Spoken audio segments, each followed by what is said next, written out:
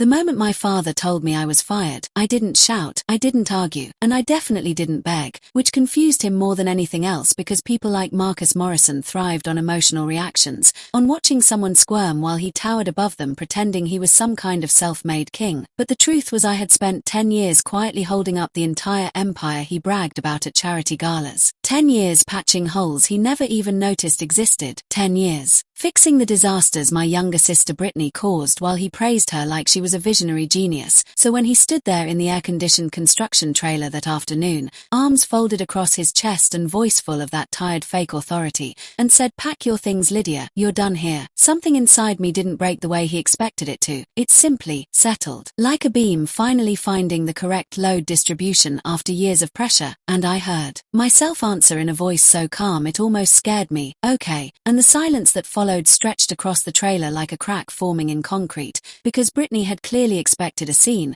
She was already standing near my desk with a tape measure in her hand, not even bothering to look at me while she measured the wall where my MIT degree had been hanging for years, mumbling to Dad about how a feng shui water feature would improve the energy flow in the office, as if the real problem with the company had anything to do with energy flow instead of basic engineering competence. And while they talked over me like I was already gone, I opened the drawer of my desk and pulled out the one object that actually mattered to me, my black moleskin field journal, the leather cover worn soft from years of being shoved into tool belts and jacket pockets, the edges stained with coffee and gypsum dust. And when my thumb ran across the spine, the memories came rushing back so hard it almost knocked the air out of my lungs, because that journal wasn't just notes and measurements, it was 10 years of sacrifices no one in that trailer had ever bothered to see. Page 42, for example, dated November 14th, the night I slept on a stack of drywall in freezing rain because our security guard had quit and Dad refused to hire a replacement, saying the budget was too tight even though he was in Chicago that same night drinking champagne with investors.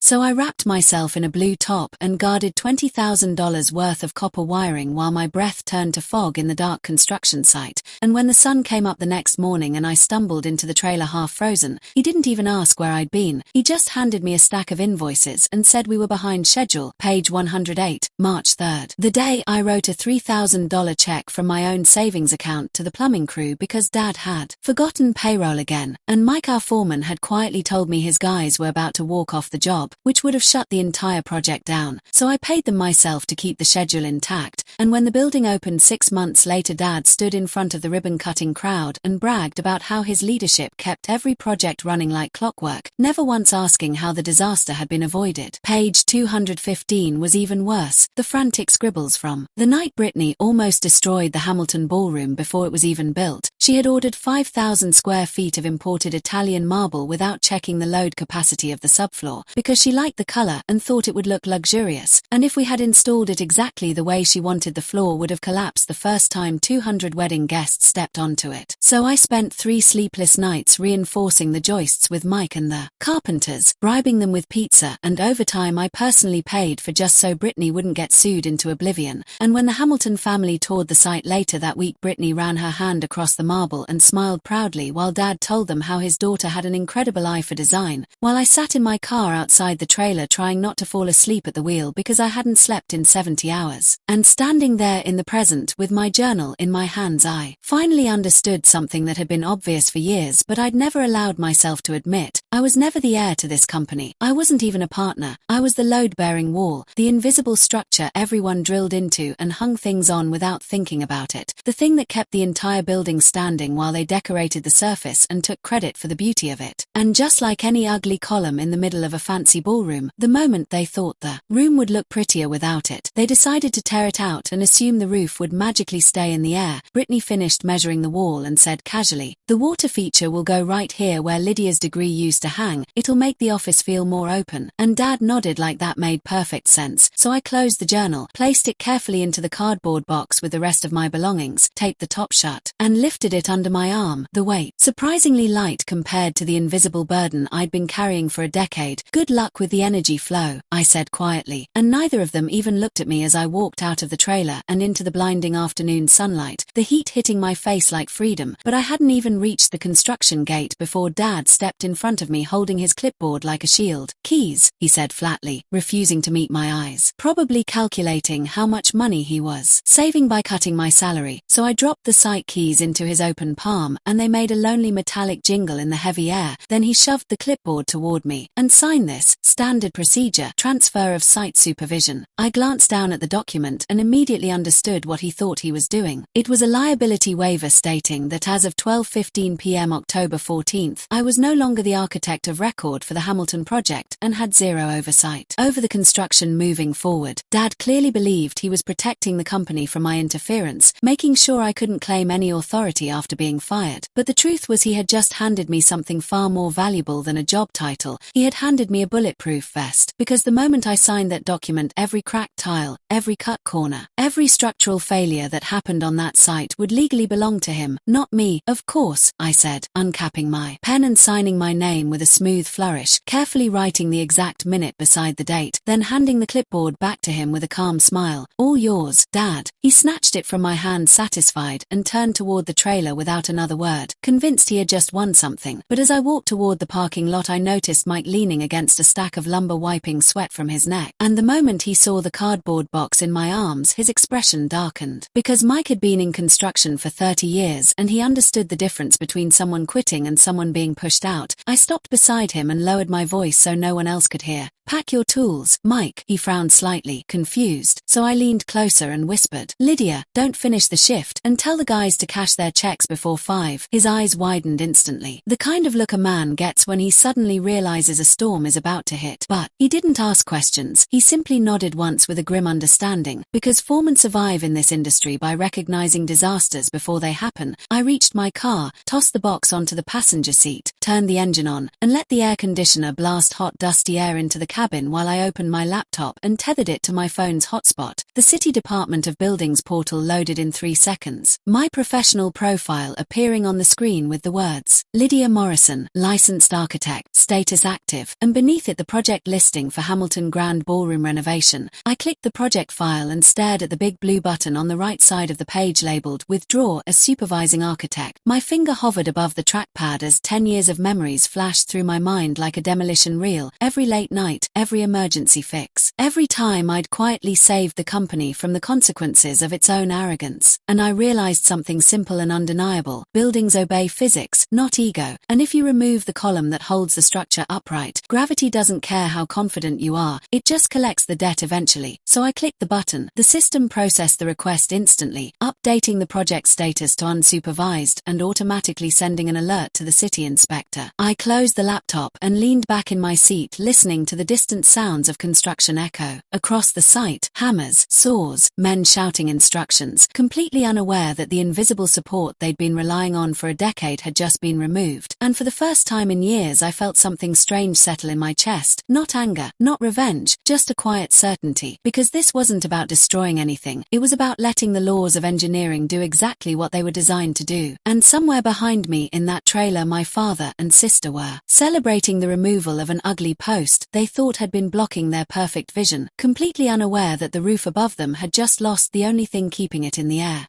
3 weeks after I walked out of that construction site, the silence in my apartment had become something almost sacred, the kind of quiet you only notice after spending years inside constant chaos. And that afternoon the only sound in the room was the soft breathing of a bottle of Pinot Noir sitting open on my kitchen counter while late sunlight spilled through the blinds and painted long golden stripes across the granite. The kind of calm that feels unreal when your entire professional life used to revolve around screaming subcontractors, malfunctioning cranes, and crisis calls at 3 in the morning. But the calm didn't last long, because at exactly 4:15 p.m. my phone began vibrating across the countertop like a trapped insect, the screen flashing one name I had expected to see eventually, Dad, and I watched it buzz there for a moment before picking it up and answering on speaker while I poured myself a glass of wine, the dark red liquid swirling slowly in the crystal as his voice exploded through the speaker before I could even say hello. You spiteful little. The rest of the insult dissolved into static and rage, but I could already hear the chaos behind him. Dozens of men shouting in confusion, trucks idling, someone slamming metal against metal, the unmistakable soundtrack of a construction site that had just been forced to stop dead in its tracks. Hello, Dad, I said calmly, leaning against the counter while taking a slow sip of wine, the flavor rich with cherry and oak, a stark contrast to the panic vibrating through the phone. They shut us down, he roared, his voice cracking with the strain of someone who had just realized control had slipped through his fingers. The inspector just left. Lydia, he put a red tag on the gate. A red tag. Do you know what that does to the schedule? I glanced at the clock on the wall and answered with the same even tone I used when explaining structural calculations to nervous clients. I assume it stops it. The silence on the other end lasted maybe half a second before he erupted again. You called them, didn't you? You walked out of here and called the city just to sabotage us. I couldn't help the small smile that crept onto my face as I set the wine glass down and folded my arms. I didn't make a single call, I replied. I simply updated my professional status on the city portal, which the law requires when an architect withdraws from a project. There was a pause, the sound of him breathing heavily into the phone like a man who had just stepped on a mine he didn't know existed, so I continued gently, almost like a teacher explaining a simple concept to a stubborn student. Commercial construction over 3,000 square feet legally requires an active licensed architect supervising the project at all times. When I withdrew my license from the Hamilton project, the system automatically flagged the site as unsupervised and triggered a stop work order until a replacement architect is approved by the review board.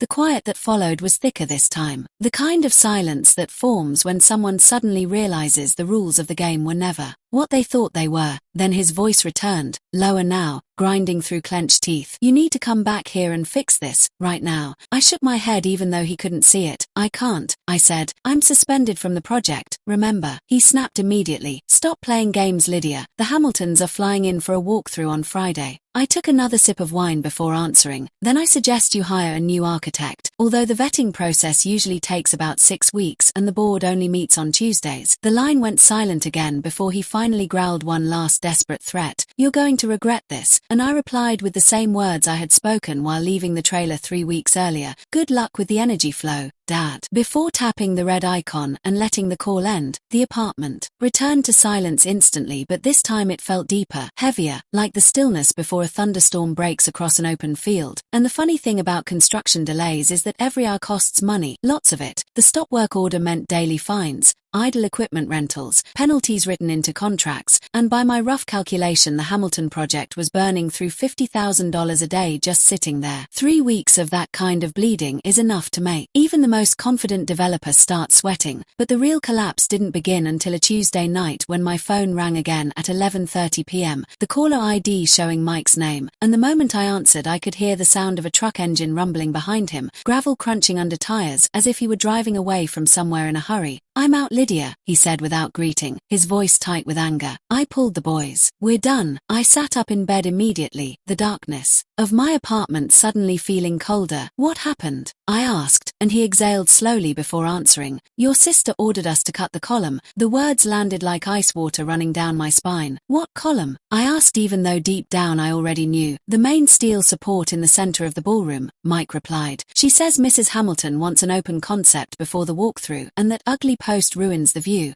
I swung my legs off the bed and stood up, my heart suddenly pounding harder than it had the day I got fired. Please tell me you said no. Mike laughed bitterly into the phone. I told her that column is holding up half the roof including the vac units. If we cut it, the structural load redistribution drops the safety margin to 0. He spat the last word like it tasted bad. She started screaming at me, said I was stuck in the past just like you, that great designers don't let engineers ruin their vision. I closed my eyes for a moment, pressing my fingers against my forehead. So what did you do? I asked quietly. I packed my tools and walked, Mike replied. I'm not going to prison for manslaughter because your sister wants a prettier ballroom. Relief washed through me for a brief second until he added something that made my stomach drop. But she didn't stop, Lydia, he said softly. What do you mean? I asked, dread curling in my chest. She sent an intern to the Home Depot parking lot with a wad of petty cash, Mike whispered. She hired a crew of de laboris, no licenses, no insurance. They're in there right now swinging sledgehammers at that column. The room felt suddenly colder, heavier, like gravity itself had doubled in weight. After I hung up the phone, I didn't call Brittany. I didn't warn anyone. Instead, I opened Instagram on my laptop and waited, because people like Brittany can't resist showing off when they think they've done something brilliant. And sure enough, at exactly 2:14 a.m. a new post appeared on her profile, the photo brightly lit by construction floodlights, dust floating through the air like fog, and in the center of the ballroom where the massive steel column had stood for years there was now nothing but empty space, the ceiling sagging just slightly in a way only an engineer would notice. The caption beneath the photo read, "Vision realized, the ugly post is gone, open concept achieved, no limits," followed by a string of hashtags about design genius and luxury renovations. The comments were already filling with praise from people who had absolutely no idea they were cheering for a room that was physically impossible. I stared at the image for a long moment before calmly taking a screenshot and opening a new email address to the City Department of Buildings Enforcement Division. Carbon copied to Hamiltonian Indemnity Group Risk Management. The subject line read urgent structural alteration, permit violation, 412 Oak Street, and I attached two files. File A, the original stamped blueprints clearly marking the W12x53 steel column as a critical load-bearing element. File B, Brittany's Instagram photo showing that column missing, time-stamped less than 15 minutes earlier. Then I hit send. Not because I wanted revenge, but because as a licensed architect, failing to report a life-threatening safety hazard could cost me my license too. The dominoes started falling at exactly 7 a.m. when the city emergency response team arrived at the site and cut the lock on the gate before covering the entrance in yellow tape and issuing an immediate evacuation order. The building wasn't just stopped this time, it was condemned as structurally unsafe. Domino number 2 happened at noon when the bank that financed the project flagged the condemnation notice in their system and triggered the loan acceleration clause demanding immediate repayment of the $2.5 million construction loan. And domino number 3 arrived later that afternoon when an insurance courier delivered a letter to my father's house explaining that their liability policy was void due to intentional violation of building codes documented on social media, meaning the company was now personally responsible for the $4.2 million breach of contract lawsuit the Hamilton family filed the same day. Gravity had finally collected its debt, and 3 weeks later when the knock came on my apartment door it sounded weak, uncertain, nothing like the booming authority Marcus Morrison used to carry around like armor. I looked through the peephole and saw my father standing in the hallway looking 10 years older than the man who had fired me, his shoulders slumped, his expensive suit wrinkled like he'd slept in it. When I opened the door he didn't yell this time. He didn't threaten lawsuits or demand explanations. He just looked at me with hollow eyes and whispered one simple question: "How did you know it would fall?" I held the door frame for a moment before answering, my voice calm and steady just like it had been the day I walked away, because buildings follow physics, Dad, not ego.